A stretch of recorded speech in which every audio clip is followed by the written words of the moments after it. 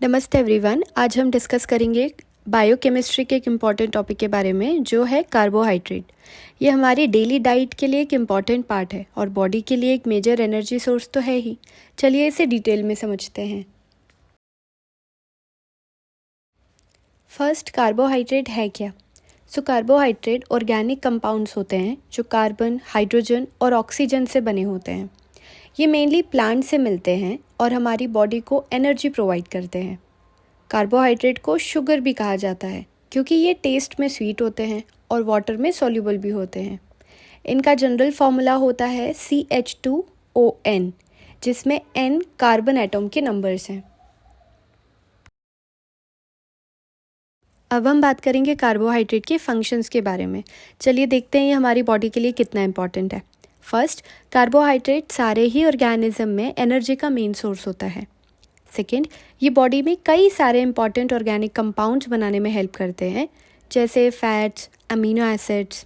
Next, glycoproteins और glycolipids को form करने में कार्बोहाइड्रेट्स सेल मेम्ब्रेन के स्ट्रक्चर बनाने और सेल्यूलर फंक्शंस को परफॉर्म करने में भी हेल्प करते हैं। नेक्स्ट, जब बॉडी को एनर्जी की रिक्वायरमेंट होती है तो ये स्टोर्ड कार्बोहाइड्रेट को यूज़ करता है। जैसे फास्टिंग की कंडीशन में जब हम खाना नहीं खाते हैं तो एनर्जी इसी स्टोर्ड कार्बोहाइड्रेट से हमें मिलती है। नेक्स्ट, फैट्स के ऑक्सीडेशन के लिए भी कार्बोहाइड्रेट इंपॉर्टेंट होते हैं। नेक्स्ट, कार्बोहाइड्रेट जेनेटिक मटेरियल जैसे DNA और RNA में डीऑक्सीराइबोस और राइबोस शुगर के फॉर्म में भी प्रेजेंट होता है। नेक्स्ट, प्रोटीन्स के ब्रेकडाउन होने से बचाते हैं कार्बोहाइड्रेट्स। नेक्स्ट, इम्यून सिस्टम के लिए भी कार्बोहाइड्रेट इंपॉर्टेंट होते हैं। कैसे? बहुत सारे एंटीबॉडीज़ और प्रोटीन जो हमारे इम्यून सिस्टम में काम करते हैं उनमें कार्बोहाइड्रेट भी होते हैं। नेक्स्ट है classification of carbohydrates. Carbohydrates is divided into 4 different types. First is monosaccharides. Mono मतलब single sugar molecules. Monosaccharides further divided है 3 टाइप्स में। First, glucose, fructose and galactose.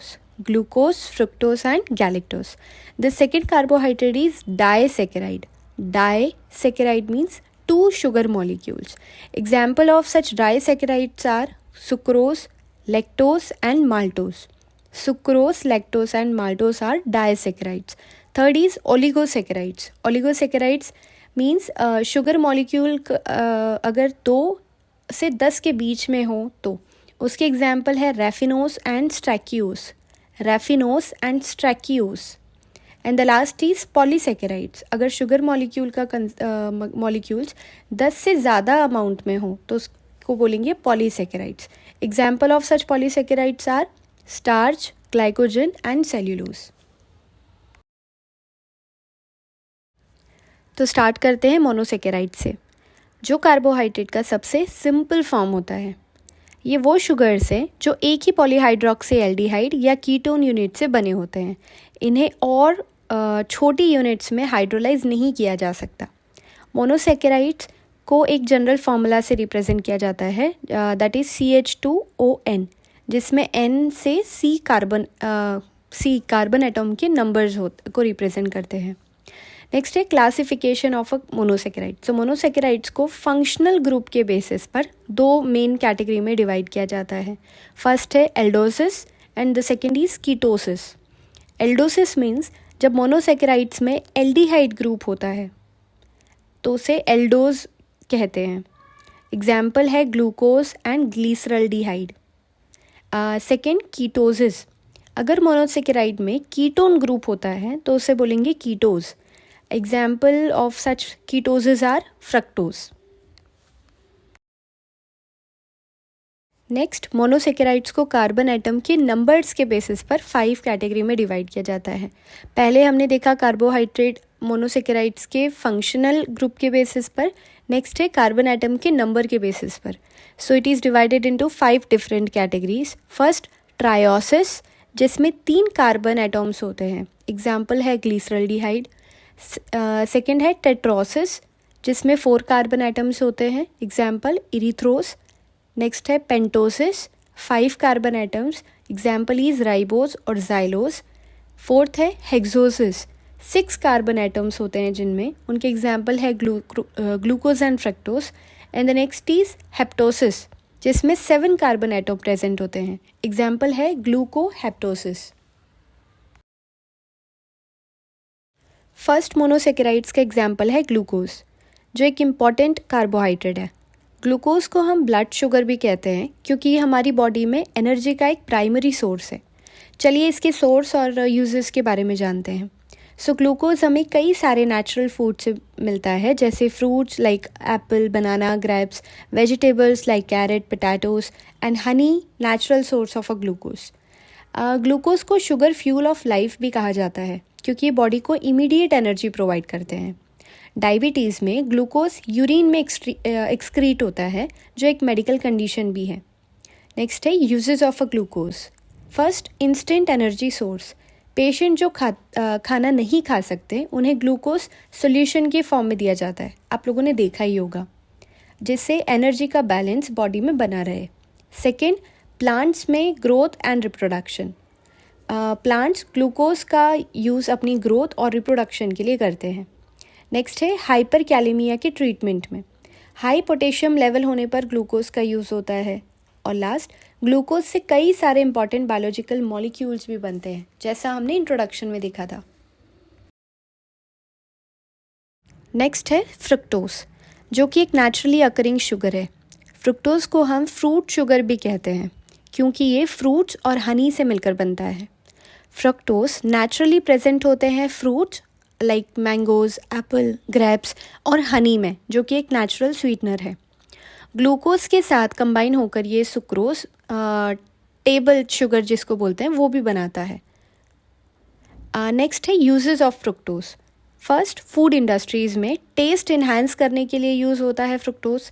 Second, flavoured water like low calories product और energy drink बनाने में भी fructose use होता है। Next, children's और एडल्ट्स के कफ सिरप और मेडिसिन्स में भी फ्रुक्टोज का यूज़ होता है as a sweetening agent. Next है गैलेक्टोज।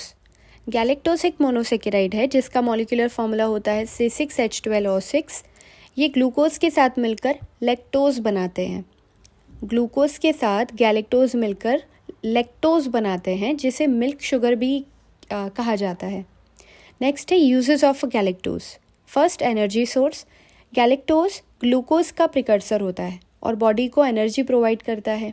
सेकेंड, प्रीबायोटिक, ये गट हेल्थ इम्प्रूव करने में भी हेल्प करते हैं। And third, infant nutrition. Infant nutrition के लिए भी एक प्रीबायोटिक होता है गैलेक्टोज। नेक्स्ट हम मोनोसेकेराइड्स की जनरल प्रॉपर्टीज़ देखेंगे in reference to glucose. First is colour and shape. Monosaccharides colourless और क्रिस्टलाइन कंपाउंड होते हैं, इसलिए इनका शेप भी फिक्स्ड होता है और ये एक प्रॉपर स्ट्रक्चर फॉर्म करते हैं। Second is solubility. Monosaccharides water में इजीली डिसॉल्व हो जाते हैं, जो इन्हें बायोलॉजिकल रिएक्शन में यूज़फुल बनाता है। थर्ड है टेस्ट। इनका स्वीट टेस्ट होता है, इसी की वजह से इन्हें शुगर बोला जाता है। ग्लूकोज, फ्रक्टोज एंड गैलेक्टोज सभी का टेस्ट जनरली स्वीट होता है। नेक्स्ट है स्टीरियो आइसोमेरिज्म। ये मोनोसेकेराइड्स का एक इम्पॉर्टेंट कैरेक्टरिस्टिक है। स्टीरियो आइसोमेरिज्म वो कंपाउंड्स होते हैं जिनका सेम मॉलिक्यूलर फॉर्मूला होता है, लेकिन इनका 3D अरेंजमेंट डिफरेंट होता है। Same molecular formula but different in their 3D arrangement. ये बायोलॉजिकल रिएक्शन में बहुत इंपॉर्टेंट रोल प्ले करते हैं। नेक्स्ट कैरेक्टरिस्टिक है ईपीमर्स। जब दो मोनोसेकेराइड्स यानी सिंपल शुगर एक ही स्पेसिफिक कार्बन एटम के आसपास अपनी कॉन्फ़िगरेशन में डिफरेंट होते हैं तो उन्हें हम ईपीमर्स कहते हैं। ये छोटा सा चेंज होता है, लेकिन इससे शुगर का बिहेवियर काफ़ी अलग हो जाता है। समझते हैं इससे थोड़ा और आसान तरीके से। सबसे पहले बात करते हैं ग्लूकोज और मैनोज की। देखिए, दोनों ईपीमर्स हैं क्योंकि इन दोनों का C2 कार्बन एटम्स का कॉन्फ़िगरेशन अलग अलग होता है। ग्लूकोज में OH ग्रुप राइट साइड पर होता है, लेकिन मैनोज में लेफ़्ट साइड पर होता है। बस इतना सा डिफरेंस होता है और इसी की वजह से ये दोनों ईपीमर्स होते हैं, बट इनका कैरेक्टरिस्टिक बिल्कुल अलग है। ग्लूकोज और मैनोज के बीच में बस एक कार्बन C2 पर का डिफरेंस होता है, जहाँ OH और H का पोजीशन उल्टे हो जाते हैं। सिमिलरली ग्लूकोज और गैलेक्टोज ये दोनों भी इपीमर्स हैं, लेकिन इनका डिफरेंस C4 कार्बन पे होता है। यहाँ ग्लूकोज में OH ग्रुप राइट साइड पर होता है, जबकि गैलेक्टोज में वो लेफ़्ट साइड पर है। तो समझे इपीमर्स वो शुगर होते हैं जो एक ही स्पेसिफिक कार्बन के कॉन्फ़िगरेशन में डिफ़र करते हैं। नेक्स्ट प्रॉपर्टी है इनैंशियोमर्स। इनैंशियोमर्स वो कायरल मॉलिक्यूल्स होते हैं जो अपने मिरर इमेज के जैसे दिखते हैं, लेकिन एक दूसरे से एग्जैक्ट अपोजिट होते हैं। ये दोनों मॉलिक्यूल्स एक दूसरे का मिरर इमेज होते हैं। अगर एक मॉलिक्यूल को आप एक तरफ से देखें तो दूसरा मॉलिक्यूल उसका उल्टा रिफ्लेक्शन होगा। अब ये इनैंशियोमेरिक पेयर हमेशा आइडेंटिकल फिजिकल प्रॉपर्टी रखते हैं, जैसे कि उनका मेल्टिंग पॉइंट, बॉइलिंग पॉइंट और डेंसिटी, ये सब कुछ सेम होता है। पर एक बड़ा डिफरेंस होता है, ये मॉलिक्यूल ऑप्टिकली एक्टिव होते हैं, मतलब इसका इफ़ेक्ट लाइट में अलग होता है। सारी प्रॉपर्टीज़ सिमिलर हैं एक्सेप्ट ऑप्टिकली एक्टिविटी, मतलब इसका इफ़ेक्ट लाइट पर अलग होता है। ये इनैंशियोमर्स लाइट को एक डायरेक्शन में रोटेट करता है और दूसरा अपोजिट डायरेक्शन में रोटेट करेगा। इसलिए इनैंशियोमर्स के पास सेम फिजिकल प्रॉपर्टी होती है, पर उनका ऑप्टिकल एक्टिविटी बिल्कुल अलग होता है। नेक्स्ट प्रॉपर्टी है ऑप्टिकल एक्टिविटी ऑफ शुगर। वो कंपाउंड्स जो पॉलराइज्ड लाइट के प्लेन को रोटेट करते हैं उन्हें हम ऑप्टिकली एक्टिव कंपाउंड्स कहते हैं। ऑप्टिकल एक्टिविटी उन कंपाउंड्स का एक मेन फीचर होता है जिनके पास सिमेट्रिक कार्बन एटम होते हैं, मतलब उसका स्ट्रक्चर ऐसा होता है कि लाइट के पास होने पे वो उसे रोटेट कर देते हैं। अगर हम पॉलराइज्ड लाइट को ऐसे ऑप्टिकल आइसोमर के सॉल्यूशन के पास करते हैं तो लाइट या तो लेफ़्ट या राइट डायरेक्शन में घूमती है। अगर लाइट राइट डायरेक्शन में रोटेट करे तो उसे बोलेंगे डेक्स्ट्रो रोटेटरी, और अगर लाइट लेफ़्ट साइड में घूमती है तो उसे बोलेंगे लीवो रोटेटरी।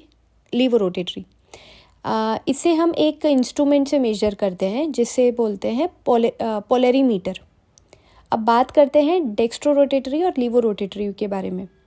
अगर दोनों levo rotatory and dextro rotatory isomers एक ही कंसंट्रेशन में हों तो वो रेसिमिक मिक्सचर बनाते हैं। इसका मतलब है DL mixture, लीवो dextro mixture.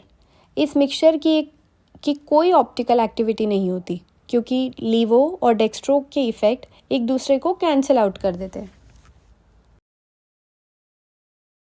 Carbohydrate का सेकेंड टाइप है डायसैकेराइड्स। डायसैकेराइड्स वो कंपाउंड होते हैं जो दो मोनोसैकेराइड्स यूनिट से मिलकर बने होते हैं। इन दोनों मोनोसैकेराइड्स के बीच एक कोवैलेंट बॉन्ड होता है जो इन्हें जोड़े रखता है।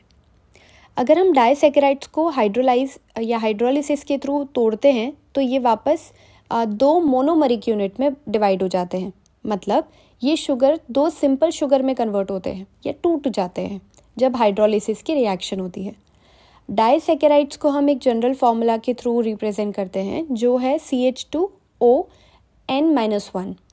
अब डायसैकेराइड्स को हम दो टाइप में क्लासीफाई करते हैं। फर्स्ट है रिड्यूसिंग शुगर, सेकेंड है non reducing sugar. Reducing sugar वो शुगर्स होती हैं जो ऑक्सीडाइजिंग एजेंट्स के साथ रिएक्ट कर सकती हैं। इस कैटेगरी में मोनोसैकेराइड्स जैसे ग्लूकोज और फ्रक्टोज आते हैं।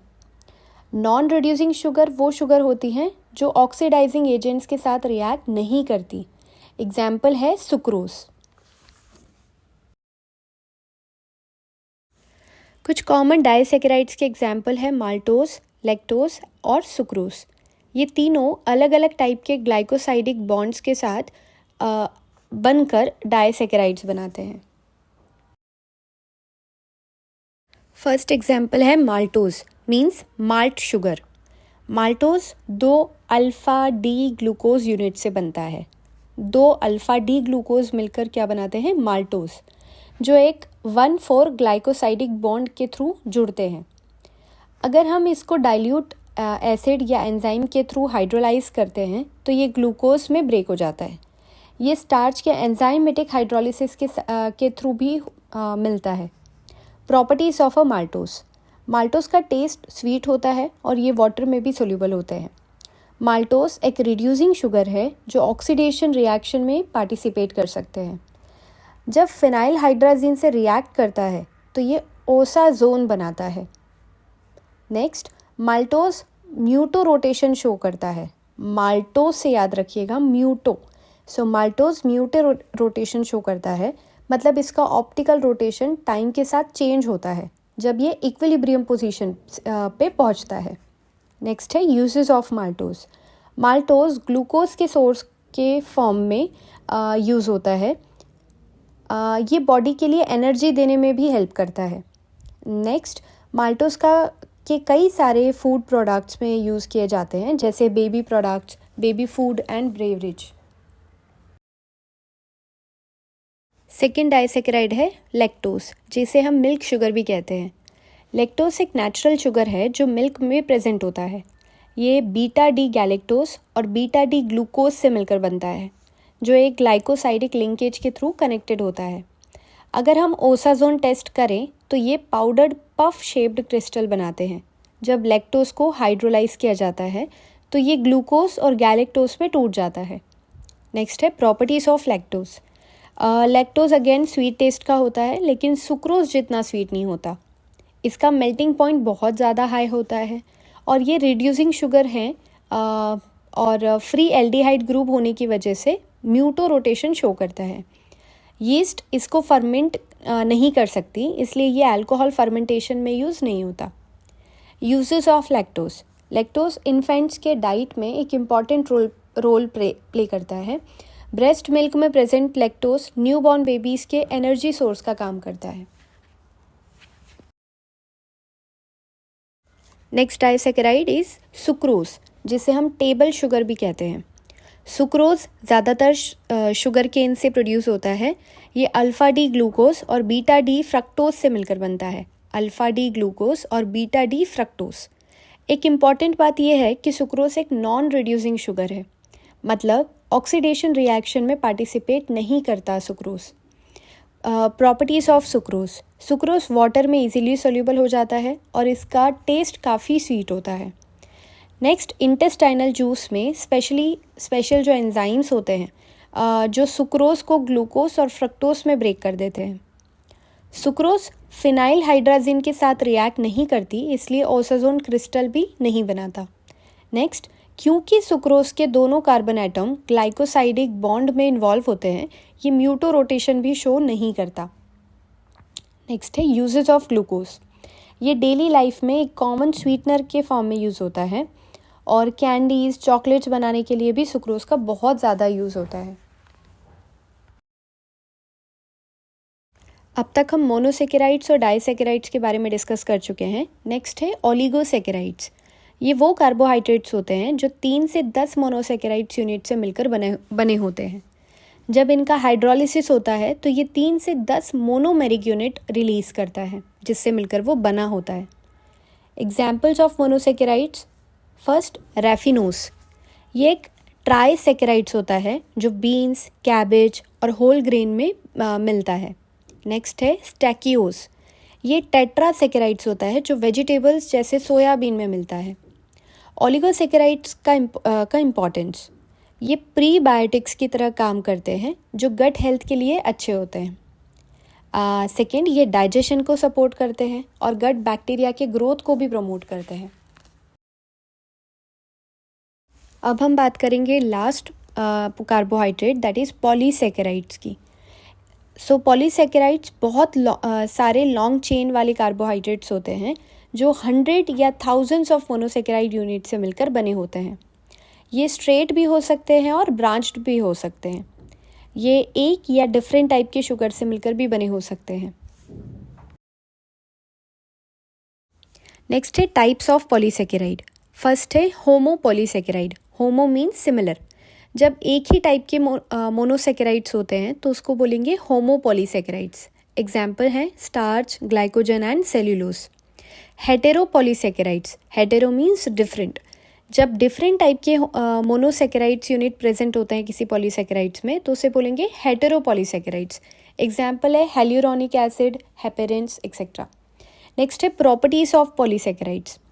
मोनोमेरिक यूनिट एक दूसरे से ग्लाइकोसाइडिक लिंकेज के थ्रू कनेक्टेड होते हैं।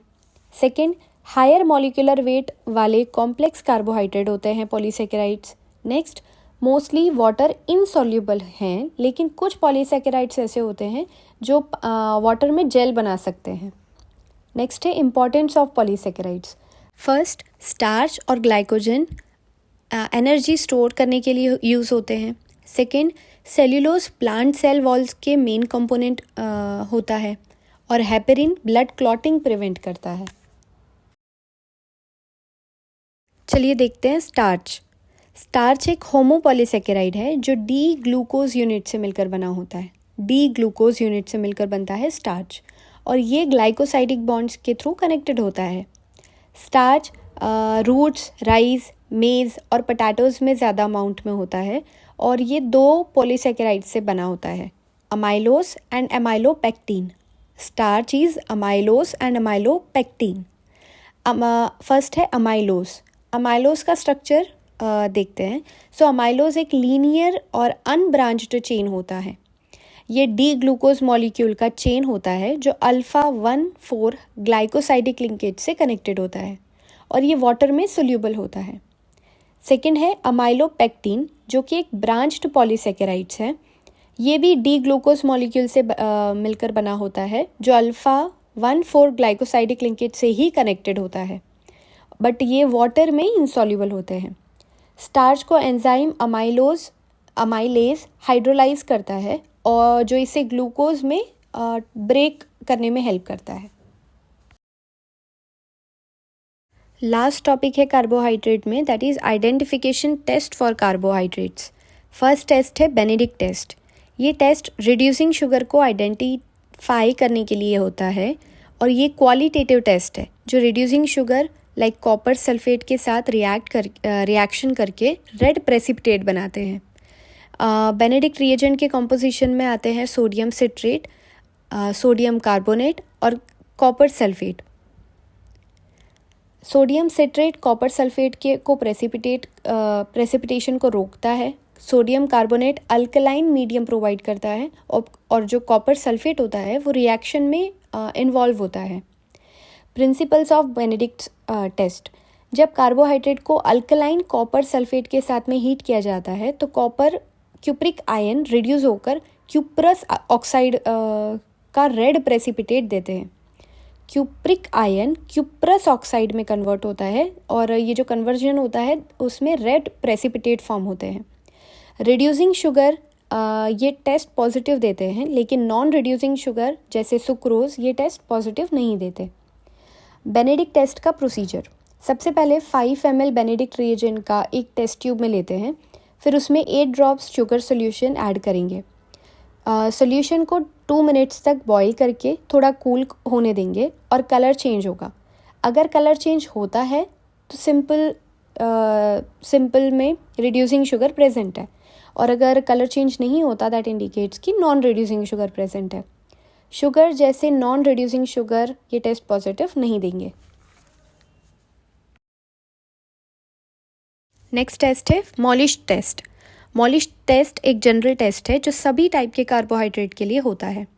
ये एक टाइप का क्वालिटेटिव टेस्ट होता है जो कार्बोहाइड्रेट की प्रेजेंस को कंफर्म करता है। मॉलिश टेस्ट का कंपोजिशन होता है 10% alpha naphthol in alcoholic solution and concentrated sulphuric acid. Principle Molisch test का होता है जब अल्कोहलिक अल्फा नेफ्थॉल शुगर के साथ में रिएक्ट करते हैं सल्फ्यूरिक एसिड की प्रेजेंस में, तो फर्फ्यूरल डेरिवेटिव बनाते हैं। ये फर्फ्यूरल डेरिवेटिव अल्फा नेफ्थॉल के साथ रिएक्ट करके रेडिश वॉयलेट रिंग फॉर्म करता है। अभी प्रोसीजर देखते हैं। इस टेस्ट के लिए सबसे पहले एक टेस्ट ट्यूब में 2 ml शुगर सोल्यूशन लेते हैं, और उसमें 2 drops freshly prepared 10% alpha naphthol जो कि अल्कोहल में होता है उसको ऐड करेंगे। फिर टेस्ट ट्यूब के साइड से 2 ml कॉन्सेंट्रेटेड H2SO4 ऐड करेंगे। दोनों लिक्विड को बिल्कुल भी मिक्स नहीं करना है। जंक्शन पर रेडिश वॉयलेट रिंग का फॉर्मेशन होता है। अगर रेडिश वॉयलेट रिंग का फॉर्मेशन हुआ दैट इंडिकेट्स कि कार्बोहाइड्रेट प्रेजेंट है। नेक्स्ट टेस्ट है फेलिंग टेस्ट। ये भी टेस्ट क्वालिटेटिव होता है जो रिड्यूसिंग शुगर को आइडेंटिफाई करने के लिए होता है। रिड्यूसिंग शुगर फेलिंग रिएजेंट के कॉपर आयन को रिड्यूस करके रेड प्रेसिपिटेट देते हैं। फेलिंग रिएजेंट का composition, so Fehling reagent A होता है copper sulphate, Fehling reagent B होता है sodium potassium tartrate in NaOH। Fehling test का प्रोसीजर, सबसे पहले 1 ml फेलिंग ए और 1 ml फेलिंग सोल्यूशन बी को मिक्स करेंगे और फिर उसमें 1 ml शुगर सोल्यूशन ऐड कर देंगे। अब सोल्यूशन को 2 मिनट्स तक बॉईल करना होता है। अगर रेड प्रेसिपिटेट फॉर्म हुए that means reducing sugar present है। नेक्स्ट है आयोडीन टेस्ट। देखो, इन पॉलीसेकेराइड्स में जैसे कि स्टार्च एक स्पेसिफिक स्ट्रक्चर होता है। जब हम आयोडीन सोल्यूशन ऐड करते हैं तो आयोडीन उस मॉलिक्यूल के स्ट्रक्चर के अंदर फिट हो जाता है और इससे एक कॉम्प्लेक्स बनता है और वो कलर चेंज होता है। सबसे पहले हम लेते हैं स्टार्च, डेक्स्ट्रीन और ग्लाइकोजन के सोल्यूशंस। हम हर सोल्यूशन में थोड़ा सा हाइड्रोक्लोरिक एसिड ऐड करेंगे। ये एसिड इन मॉलिक्यूल्स को आयोडीन के साथ रिएक्ट करने के लिए रेडी करता है। फाइनली हम आयोडीन सोल्यूशन की एक ड्रॉप हर सैंपल में ऐड करते हैं और फिर मैजिक, स्टार्च कलर प्रोड्यूस करता है dark blue colour, dextrin produce करता है रेडिश ब्राउन या पर्पल कलर और ग्लाइकोजन प्रोड्यूस करता है reddish brown colour. Next is osazone test. इस टेस्ट से हम डिफरेंट टाइप्स के शुगर को आइडेंटिफाई कर सकते हैं। So how does it work? Imagine you have a mystery sugar. To solve this mystery हम इसको फिनाइल हाइड्राजिन नाम के एक स्पेशल रिएजेंट के साथ में हीट करते हैं और देखो क्या होता है, येलो क्रिस्टल्स बनने लगते हैं। इन क्रिस्टल्स को हम ओसाजोन कहते हैं। अब डिटेक्टिव का काम शुरू होता है। हर शुगर अपने अलग शेप के ओसाजोन बनाता है। कुछ निडल जैसे होंगे, कुछ सनफ्लावर शेप में प्रोड्यूस होंगे और कुछ तो फ्लफ़ी पाउडर पफ जैसे बनते हैं। जैसे मोनोसेकेराइड्स निडल शेप के क्रिस्टल्स देते हैं, maltose gives sunflower shaped crystals and lactose gives powder puff shaped crystals. उनके शेप को आइडेंटिफाई करके हम आइडेंटिफाई कर सकते हैं कि कौन से टाइप का शुगर है। नेक्स्ट टेस्ट है Barfoed test, monosaccharides versus disaccharides. ये टेस्ट हमें मोनोसेकेराइड्स और डाइसेकेराइड्स के आइडेंटिफिकेशन में हेल्प करता है। मोनोसेकेराइड्स जैसे कि ग्लूकोज और फ्रक्टोज सिंपल शुगर हैं और डाइसेकेराइड्स 2 मोनोसेकेराइड से मिलकर बने होते हैं। बारफोइड रिएजेंट में क्यूपरिक एसीटेट और एसिटिक एसिड होता है। जब हम इस रिएजेंट को शुगर सोल्यूशन में ऐड करते हैं और हीट करते हैं तो मोनोसेकेराइड से ब्रिक रेड प्रेसिपिटेट बनते हैं और डाइसेकेराइड्स ये रिएक्शन दिखाने में ज़्यादा टाइम लगा सकते हैं। Next, Seliwanoff reagent. इस टेस्ट में रिसोर्सिनॉल और हाइड्रोक्लोरिक एसिड होता है। जब हम इस रिएजेंट को शुगर सोल्यूशन में मिक्स करते हैं और हीट करते हैं तो ये कीटोसिस जैसे कि फ्रुक्टोज जल्दी से चेरी रेड कलर दिखाते हैं, प्रोड्यूस करते हैं और एल्डोसिस जैसे ग्लूकोज फेंट कलर या फिर बिल्कुल भी कलर चेंज नहीं दिखा सकते हैं। So these are some basic identification test for the carbohydrates. Disease related to carbohydrate metabolism. First है डायबिटीज़ मेलाइटस। ये एक मेटाबॉलिक डिसीज़ है। ये ब्लड में ग्लूकोज का लेवल बहुत ज़्यादा हो जाने से होता है। इसके रीज़न 2 हो सकते हैं। फर्स्ट, टाइप 1, इसमें बॉडी काफ़ी कम इंसुलिन प्रोड्यूस करता है और सेकेंड, इसमें बॉडी इंसुलिन प्रोड्यूस तो करता है बट रेसिस्टेंस हो जाता है या फिर काफ़ी कम इंसुलिन प्रोड्यूस करता है।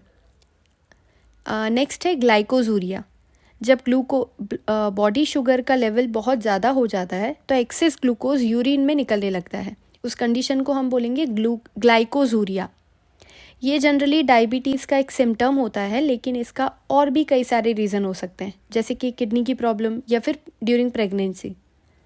नेक्स्ट है ग्लाइकोजन स्टोरेज डिसीज़। इसमें बॉडी ग्लाइकोजन को सही तरीके से तोड़ नहीं पाता, जिसकी वजह से ग्लाइकोजन डिफरेंट टिश्यू में अक्यूमुलेट हो जाता है, जमा होने लगता है। इसके सिम्टम्स डिसीज़ के टाइप्स के हिसाब से अलग अलग हो सकते हैं, लेकिन कुछ कॉमन सिम्टम्स है जैसे टायर्डनेस, थकान, स्लो ग्रोथ होना, मोटापा, किडनी की प्रॉब्लम्स, इन्फेक्शन का कम रेसिस्टेंस होना और सांस लेने में दिक्कत होना। Disease related to carbohydrate metabolism. First है डायबिटीज़ मेलाइटस। ये एक मेटाबॉलिक डिसीज़ है। ये ब्लड में ग्लूकोज का लेवल बहुत ज़्यादा हो जाने से होता है।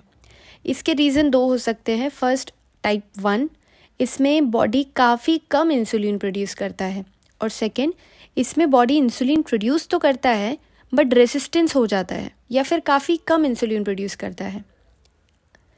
नेक्स्ट है ग्लाइकोजूरिया।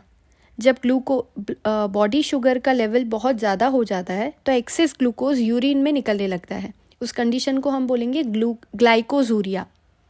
ये जनरली डायबिटीज़ का एक सिम्टम होता है, लेकिन इसका और भी कई सारे रीज़न हो सकते हैं, जैसे कि किडनी की प्रॉब्लम या फिर ड्यूरिंग प्रेगनेंसी।